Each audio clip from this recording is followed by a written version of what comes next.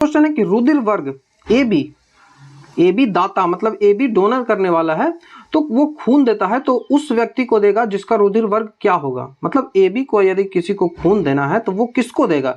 तो a donor with blood group A B can give blood to a person whose blood group is. A B किसको blood दे सकता है, ठीक है, उस व्यक्ति को जिसका रुधिर वर्ग है। तो ए बी किसको ब्लड देगा, तो ए बी जो है वो ए बी को ही ब्लड देगा। आप जानते होंगे कि ए बी सिर्फ और सिर्फ ए बी को ही ब्लड देगा, लेकिन वो किसी से भी ब्लड ले सकता है। किसी से भी ब्लड क्यों ले सकता है, क्योंकि ए बी में है कोई भी एंटीबॉडी प्रेजेंट नहीं होता है। आप यहाँ पे देख सकते हो कि कोई भी इसमें एंटीबॉडी प्रेजेंट नहीं होता है, जिसके कारण से ए बी जो है वो ब्लड को किसी से भी ब्लड को ले सकता है, लेकिन देगा किसे, तो देगा सिर्फ ए बी को ही। तो ये आप याद रखोगे। एक इन्फॉर्मेशन है जो आपको याद रखनी है कि जो रेड ब्लड सेल्स के टाइप होते हैं ए बी ओ, ए बी ओ, अभी माइनस प्लस में नहीं जाएंगे, आपको एकदम क्लियर कर दूंगा कि कौन से ग्रुप को कौन सा ब्लड दिया जाता है। अब यहाँ पे आपको ग्रुप लिखा है, ग्रुप ए, ग्रुप बी और ग्रुप ए बी और ग्रुप ओ, तो आपको देख लेगा। उसके बाद आपको याद रखना है कि जो एक ब्लड ग्रुप है, जो ए ब्लड ग्रुप है, उसमें जो एंटीबॉडी होगा, प्लाज्मा में एंटीबॉडी होता है, WBC जो होता है, प्लाज्मा में एंटीबॉडी होता है, और एंटीबॉडी इसमें कौन होगा, तो इसमें एंटीबॉडी बी होगा उल्टा, और जो बी ब्लड सेल है उसमें जो एंटीबॉडी होगा वो ए होगा, और जो ए बी ब्लड सेल है उसमें कोई एंटीबॉडी नहीं होगा। जो ए बी ब्लड सेल है उसमें कोई एंटीबॉडी नहीं होगा, और जो ओ ब्लड सेल है उसमें एंटीबॉडी ए और एंटीबॉडी बी दोनों होगा। ये आपको याद रखना है।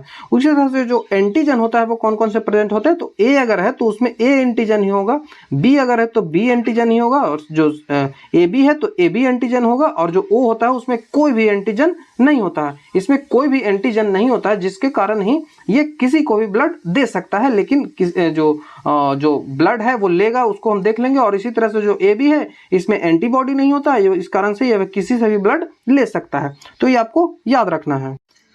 अब आप यहाँ पे देखो, अब रूल क्या कहता है। जो रूल होता है ब्लड देने का वो होता है ना कि ए जब एंटीबॉडी हो, ए क्या है, जो बड़ा ए मैंने आपको दिखाया था वो क्या है, तो बड़ा ए जो होता है वो एंटीजन होता है। तो ए एंटीजन के साथ ए एंटीबॉडी कभी नहीं रह सकता है। जो ए एंटीजन है उसके साथ ए एंटीबॉडी नहीं होगा, और बी एंटीजन है उसके साथ बी एंटीबॉडी नहीं होगा। तो किसके किसके साथ होगा, तो जब ए एंटीजन होगा तो उसके साथ बी एंटीबॉडी होगा, और जो बी एंटीजन है उसके साथ ए एंटीबॉडी होगा। तो इसको आप याद रखोगे। मैंने यहाँ पे देखिए एक चार्ट बना दिया है। ये रेसिपिएंट है, जो लेता है ब्लड वो है, और ये डोनर है। तो डोनर का blood group A B O मैंने लिख दिया है। और ए में एंटीजन कौन सा है, तो ए में एंटीजन ए है, मैंने बताया। बी में एंटीजन बी है, और ए बी में एंटीजन ए एंड बी है, और ओ में कोई भी एंटीजन नहीं होता है। उसी तरह से यहाँ पे जो पार्ट दिया गया है, यहाँ पे एंटीबॉडी दिया गया है, और रेसिपिएंट का है, जो ब्लड लेने वाला है उसका है। तो उसका ए है तो उसमें बी एंटीजन होगा, बी है तो उसमें ए एंटीजन होगा, और ए बी है उसमें कोई भी एंटीजन नहीं होता, और ओ है उसमें ए और बी दोनों एंटीजन होता है, एंटीबॉडी होता है। ये को याद रखना है। तो ये एंटीबॉडी वाला हो गया और ये एंटीजन वाला हो गया। अब देखिए, रूल तो है कि ए के साथ ए नहीं होगा, तो बड़ा ए है उसके साथ छोटा ए नहीं होगा। तो बड़ा ए के साथ छोटा बी होगा, तो हाँ, तो ए को दे सकता है। बड़ा ए के साथ छोटा ए होगा तो बड़ा ए के साथ छोटा नहीं होगा, तो ए किसको नहीं दे सकता है, तो ये बी को नहीं दे सकता है। उसी तरह से जो ए है वो ए बी को क्या दे सकता है, तो हाँ, ए बी को दे सकता है, क्योंकि यहाँ पे कोई एंटीजन तो है ही नहीं, तो ये बी को ये दे देगा। और इसी तरह से ए क्या ओ ग्रुप को ये देगा, तो ए जो है वो ओ ग्रुप को देगा। तो ए जो है वो ओ ग्रुप को नहीं देगा, क्योंकि यहाँ तो ए भी अवस्थित है और यहाँ पे बी भी अवस्थित है। तो यदि ए के साथ ए चला जाए तो ये जो ब्लड का है, ब्लड जो है वो आपस में चिपक जाएंगे।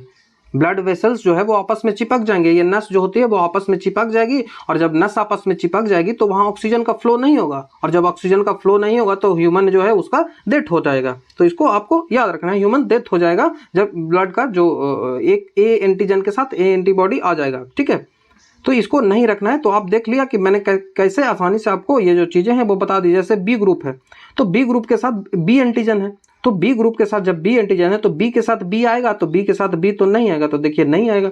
बी के साथ ए आएगा तो बी के साथ ए आएगा, मतलब बी को बी दे सकता है। बी के साथ ए बी आएगा तो ए बी तो किसी से भी ले लेगा, ए बी तो किसी से भी ले लेगा, क्योंकि इसके पास कोई भी एंटीजन नहीं है। और बी के साथ ए बी आएगा तो ए बी नहीं आएगा, ये किसी से नहीं लेगा, क्योंकि इसमें तो ए भी एंटीजन है, एंटीबॉडी है, और बी भी एंटीबॉडी है। उसी तरह से ए बी है तो ए बी में कौन कौन से एंटीजन है, तो ए बी में ए एंड बी दोनों एंटीजन है।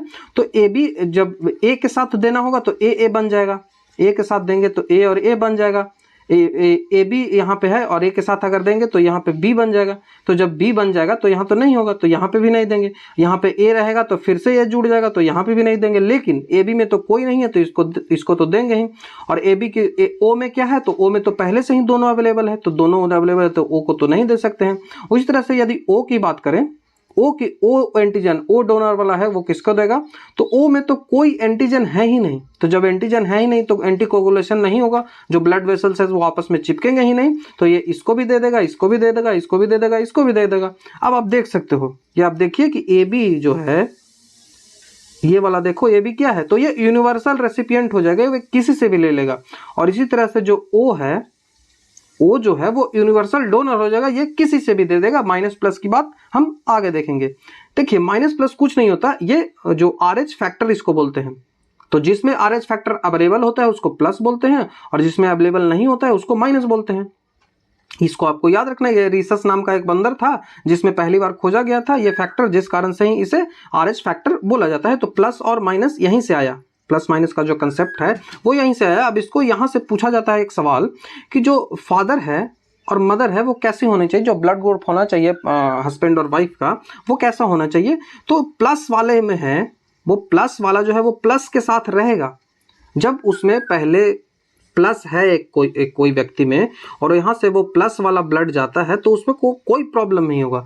लेकिन यदि प्लस हो उसके पास, मतलब एंटी जो RH फैक्टर हो उसमें अवेलेबल, और उसमें बिना RH फैक्टर, मतलब जिसमें RH फैक्टर अवेलेबल नहीं हो उसके पास यदि ये चीज़ें भेज देते हैं तो वो व्यक्ति जो है वो मर जाएगा, जो बच्चा है वो मर जाएगा यदि बच्चा होता है तो, ठीक है।